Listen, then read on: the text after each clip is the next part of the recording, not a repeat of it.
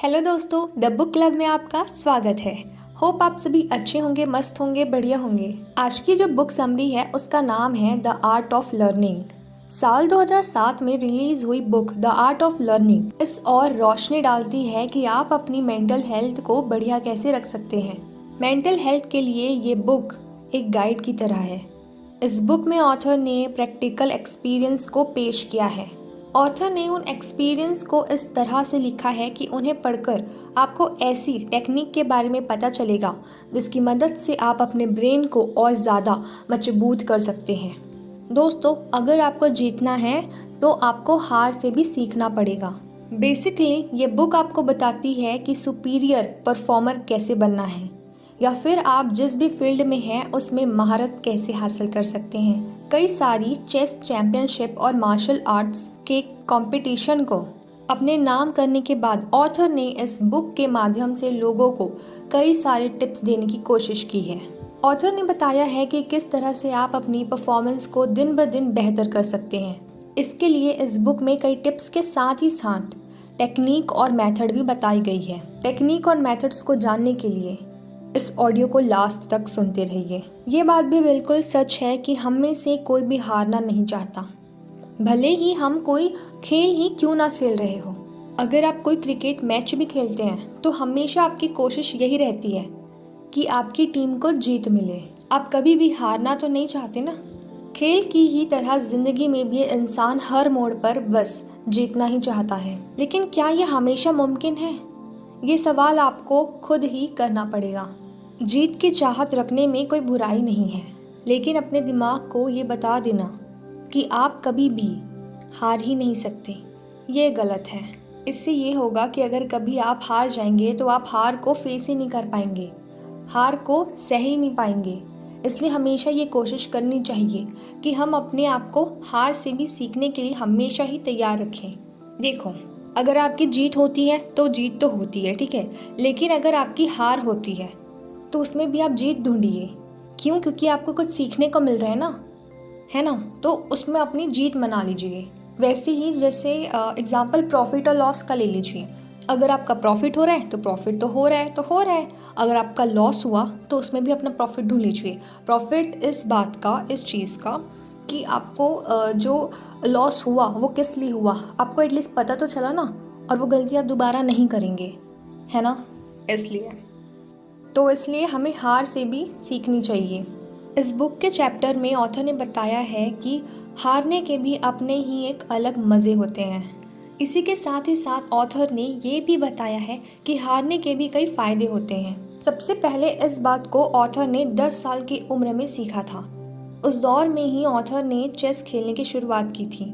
शुरुआती कुछ मैचों में उन्हें जीत नसीब ही नहीं हो रही थी। उन्हें लगातार कई सारे मैचों में हार का ही सामना करना पड़ा था। इतनी हार देखने के बाद ऑथर के अंदर फ्रस्ट्रेशन भी आ गई थी, लेकिन इसके बाद उन्होंने अपनी परफॉर्मेंस पर नज़र घुमाई। उन्हें ये पता लगाना था कि आखिर उनके साथ ऐसा हो क्यों रहा है। इसके बाद ऑथर को ये एहसास हुआ कि उनका मैच को हारने के पीछे एक ही रीज़न है। वो ये है कि उनके अंदर प्रॉपर कंसंट्रेशन ही नहीं है। उन्हें ये पता चला कि उनका मैच जिसके साथ भी होता है उनकी उम्र उनसे ज़्यादा होती है। इसी के साथ मैच भी काफ़ी लंबा चलता है। इसलिए बीच में ऐसा समय आता है जब ऑथर का ध्यान भटक जाया करता था। ऑथर ने तब ये महसूस किया कि हार ने ही उन्हें बेहतर होना सिखाया। हार की वजह से ही उन्होंने अपनी कमी के ऊपर काम करने की शुरुआत कर दी। इसी के साथ ऑथर ये भी बोलते हैं कि आज के समय में कई सारे पेरेंट्स ये भी सोचते हैं कि कंपटीशन उनके बच्चों के लिए सही नहीं है, लेकिन सच्चाई जस्ट इसके अपोजिट है। कंपटीशन से बच्चों को बहुत कुछ सीखने को मिलता है। उन्हें ये पता चलता है कि ज़िंदगी में कुछ भी हासिल करना इतना आसान नहीं होता है। अगर आपको लाइफ में कुछ भी चाहिए तो फिर वो आपको अपनी मेहनत से ही कमाना पड़ता है। कंपटीशन से बच्चों को ये भी पता चलता है कि लाइफ में कठिन से कठिन सिचुएशन को हैंडल कैसे करना है। इसी के साथ ही साथ कंपटीशन से बच्चों के अंदर फैसले लेने की क्षमता का भी निर्माण होता है। इसलिए इस बुक के चैप्टर में ऑथर ने ये सलाह दिया है कि हमें कभी भी अपने बच्चों को कंपटीशन से नहीं रोकना चाहिए। इसी के साथ ही साथ हमें उन्हें ये भी बताना चाहिए कि अगर लाइफ में हार भी मिलती है तो निराश नहीं होना है। हमेशा हमें अपनी हार से सीखते हुए आगे बढ़ते जाना है। हार से हमें सबसे बड़ी बात क्या सीखने की ज़रूरत है, क्या ये आपको पता है? आपको कभी भी किसी भी सिचुएशन में अगर निराश हाथ लगे तो आपको सबसे पहले ये सीखना है कि अगली बार जब भी आप उस राह में आगे बढ़ेंगे तो आपको क्या नहीं करना है। इस बार आपने क्या गलती कर दी थी, बस उस गलती को अगली बार नहीं करना है। इस पूरे का मतलब ये है कि आपने जो गलती की है उससे आप सीखें और वो गलती दोबारा ना करें। लर्निंग प्रोसेस के इम्पोर्टेंस को समझने की कोशिश करिए। क्या आपको लगता है कि नेचुरल टैलेंट होता है? जी हाँ, नेचुरल टैलेंट होता है। लेकिन अगर आपको उस चीज़ में बेस्ट बनना है तो फिर आपको हर दिन, हर घंटे उस चीज़ को सीखने की कोशिश करते रहना चाहिए। इसका मतलब साफ है कि सीखने के दौर में आप खुद की गलतियों की पहचान करना भी सीख रहे होंगे। आपकी मुलाकात खुद की गलतियों से होगी। कई बार ऐसा भी होगा कि जब आप लर्निंग फेज में होंगे तो आप परेशान हो जाएंगे, लेकिन तब आपको परेशान नहीं होना है। कई बार लर्निंग फेज से आप बोर भी हो जाएंगे। कई बार आपका मन करेगा कि अब बस बहुत हो गया, अब मैं आगे और नहीं सीख सकता। लेकिन वही वो वक्त होगा जब आपको बहुत ज़्यादा मजबूत होने की ज़रूरत है। यहाँ पर आप एक बॉक्सर के एग्जाम्पल से भी सीख सकते हैं। मान लीजिए किसी भी बॉक्सर का राइट हैंड काफ़ी ज़्यादा मजबूत है, लेकिन उसका लेफ्ट हैंड कमज़ोर है। तो अब उसे क्या करना चाहिए? अब उसे अपने लेफ्ट हैंड के ऊपर काम करना चाहिए। इसके लिए उसे फाइट में कई सारे पंच भी खाने पड़ेंगे। उसके लेफ्ट हैंड को दर्द भी होगा, लेकिन आखिर में उस दर्द से उसे फ़ायदा ही होगा। इस बुक के चैप्टर में ऑथर बताते हैं कि लर्निंग एक स्लो प्रोसेस है। इस प्रोसेस में आपसे काफ़ी ज़्यादा गलतियाँ भी होंगी, लेकिन इस फेस में आपको खुद के ऊपर डाउट नहीं करना है, बल्कि आपको आगे बढ़ते हुए खुद से ही मेहनत करनी है।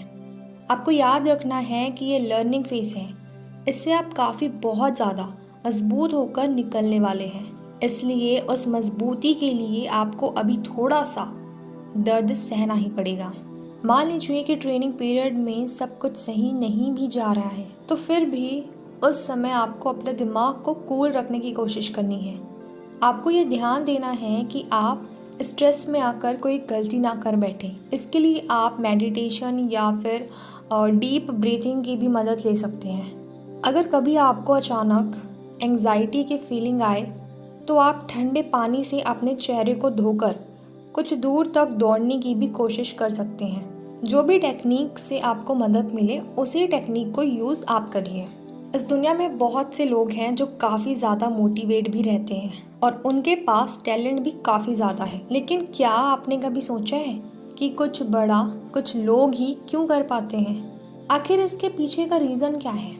जो एक चीज़ है जो सफल और असफल के बीच में होती है, वो ये है कि उनका लर्निंग को लेकर अप्रोच कैसा रहता है। सफल लोग हमेशा ही सीखने की कोशिश करते रहते हैं। उन्हें कभी भी ऐसा नहीं लगता है कि उन्हें सब कुछ आता है। सोचिए, दिमाग पर जोर डालने की कोशिश करिए कि आपने आखिरी बार ऐसा कौन सा फैसला लिया था जो आपको गैम्बल की तरह लगा हो। इसी के साथ ये भी सोचने की कोशिश करिए कि उस फैसले को लेते समय आपको कैसा लग रहा था।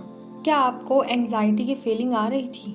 इसके पीछे का कारण यही है कि रिस्क से खोने का डर भी जुड़ा हुआ होता है, जिससे हमारे अंदर डर बनता है। जैसे कि अगर हम किसी भी चीज़ का निर्माण कर रहे होते हैं तो उसमें हमारा कुछ ना कुछ इनपुट भी जाता है, भले ही वो इनपुट पैसों के रूप में हो। इसी के साथ जब हम उसमें फेल होते हैं तो हमारा इनपुट भी खराब हो जाता है। इसी के साथ अगर कुछ खोने का चांस ज़्यादा होगा तो फिर हम उस आइडिया को भी ड्रॉप कर देते हैं। मतलब साफ है कि खोने के रिस्क को देखते हुए ही फैसले लिए जाते हैं। क्या आप प्रैक्टिस के महत्व को जानते हैं? भले ही आप कोई स्पोर्ट्स खेल रहे हो या फिर जिंदगी की रेस में भाग रहे हो, लोगों से बेहतर आप तभी कर पाएंगे जब आप लगातार प्रैक्टिस करते रहेंगे। इसको ऑथर मार्शल आर्ट्स के एग्जाम्पल से समझाना चाहते हैं। वो बताते हैं कि मार्शल आर्ट्स में भी आपको किसी दाव में तभी महारत हासिल हो सकती है जब आप उस दाव की लगातार और खूब प्रैक्टिस करते होंगे। ऑथर ये बताते हैं कि आपने कई बार सुना भी होगा, practice makes a man perfect. जिंदगी में आप कितनी भी ऊंचाइयां में पहुंच जाएं, सबसे ज़रूरी कदम होता है आपका वो पहला कदम जिसको आपने उस बिज़नेस की शुरुआत करने के लिए उठाया था। इसलिए हमेशा से अपने बिज़नेस की तरफ उठाया हुआ अपने पहले कदम को याद रखिए। अब आप सोचिए कि किसी भी नए बिजनेसमैन के लिए उसका पहला कदम क्या होना चाहिए। क्या वो कदम बिजनेस कार्ड छपवाना होना चाहिए या फिर अपने बिजनेस के लिए फंड्स की व्यवस्था करना होना चाहिए। आपको बता दें कि आपका पहला कदम ये देखना होना चाहिए कि वो बिजनेस आपकी लाइफ स्टाइल को कितना सूट करता है। क्या वो बिजनेस आपकी लाइफ स्टाइल को दिखाता है। किसी भी आइडिया के ऊपर काम करने से पहले इस बात का ख्याल रखिएगा कि वो आइडिया आपके गोल और वैल्यूज से मैच करता हो।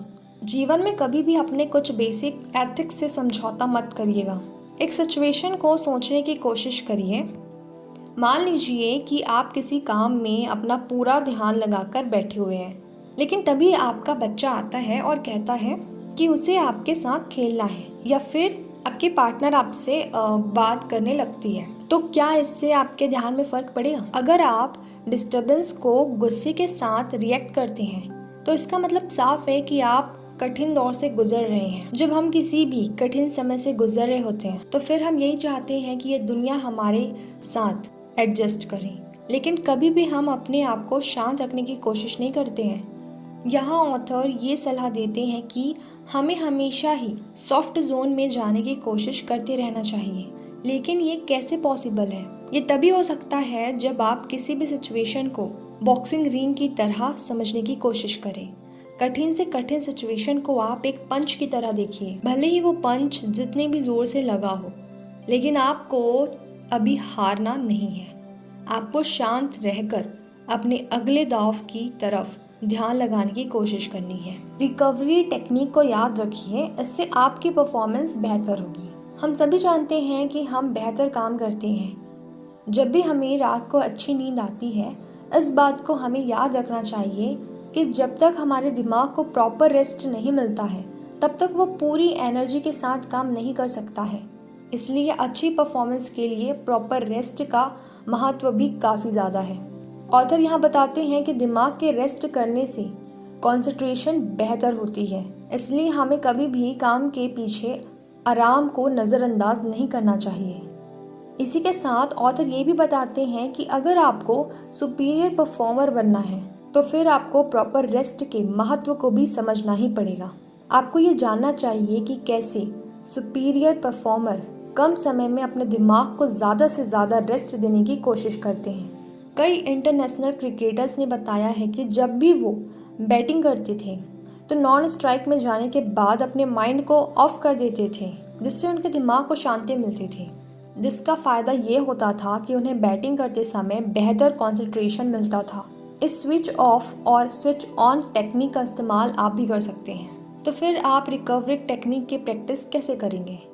इसके लिए आप कई एक्सरसाइज की भी मदद ले सकते हैं। इसके लिए कार्डियोवास्कुलर एक्सरसाइज की भी मदद ले सकते हैं। रिकवरी टेक्निक के लिए आपकी मदद मेडिटेशन भी कर सकता है। दिमाग को शांत रखने के लिए पावर नैप भी काफ़ी ज़्यादा मददगार साबित होते हैं। इसलिए आपको कभी भी रिकवरी फेज को नज़रअंदाज नहीं करना चाहिए।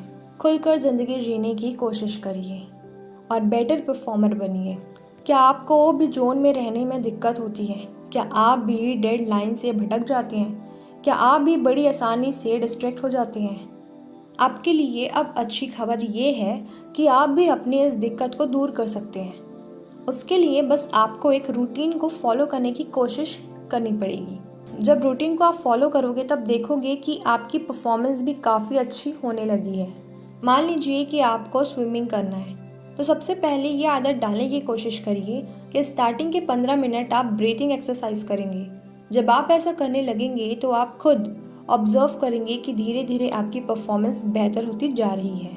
मान लीजिए कि आपको कोई गाना लिखना है और आप एक ही तरह का म्यूज़िक सुन रहे हैं, तो फिर आप उसे कॉपी करके बस एक म्यूज़िक ही बना सकते हैं। उसका भी जॉनर वही होगा। जैसे आप अभी तक सुनते हुए आए हैं, इसी के उल्टा देखने की कोशिश करते हैं। अगर आपको किसी और ही बीट का गाना लिखना है तो फिर आपको अपने एक्सपेरिमेंट के दौर में भी अलग अलग तरह के गाने सुनने पड़ेंगे। इसका मतलब साफ है कि जितना आप अननोन या अनसर्टेनिटी की तरफ बढ़ेंगे उतना ही क्रिएटिविटी आपके अंदर बढ़ेगी। ये बात ऐसी ही नहीं बोली जा रही है, बल्कि एक स्टडी में ये साबित हुआ है कि जो लोग अनसर्टेनिटी को फॉलो करते हैं वो लोग ज़्यादा क्रिएटिव होते हैं। ये देखा गया है कि वो लोग कठिन सिचुएशन में ज़्यादा अच्छे से काम कर पाते हैं। उनके लिए कठिन से कठिन सिचुएशन बड़ी आसान होती है। उनका नज़रिया ही किसी भी चीज़ को देखने का बिल्कुल ही अलग होता है। अगर आपके पास राइट माइंड सेट है तो फिर आप भी सुपीरियर परफॉर्मर बन सकते हैं। अगर आप खुद को रिलैक्स रखने की कोशिश करेंगे तो फिर आपका फोकस भी बेहतर होगा। इसका मतलब साफ है कि जितना आप अननोन या अनसर्टेनिटी की तरफ बढ़ेंगे उतने ही क्रिएटिविटी आपके अंदर बढ़ेगी। राइट माइंडसेट रखिए और सुपर परफॉर्मर बन जाइए। तो ये थी द आर्ट ऑफ लर्निंग की बुक समरी। ये बुक समरी तो ख़त्म हो गई। इस बुक को सुनकर आपने क्या सीखा और क्या डिसीजन लिया, ये हमें कमेंट करके ज़रूर बताइएगा, ताकि उस कमेंट को पढ़कर हम और बाकी लोग भी मोटिवेट हो सकें। क्योंकि कुछ लोग ऐसे भी होते हैं जो कमेंट को स्क्रॉल करते हैं और पढ़ते हैं। अगर आपका कोई भी क्वेश्चन हो, सजेशन हो, तो वो भी आप हमें कमेंट करके बता सकते हैं। और नेक्स्ट समरी बुक किस पे लाऊं ये भी आप हमें कमेंट करके बता सकते हैं। मैं बस इतना ही कहना चाहूँगी कि अगर आप हमारे चैनल पे नए हैं तो चैनल को सब्सक्राइब ज़रूर कीजिएगा, क्योंकि डेली वीडियोस अपलोड होते रहते हैं। और अगर आपको बुक पढ़ने का टाइम नहीं मिल पा रहा है तो आप ही हमारी ऑडियो बुक सुन सकते हैं। आप इसे डिसाइड कर पाएंगे कि ये बुक कैसी है, ये मेरे लिए है कि नहीं है, इस टाइप का।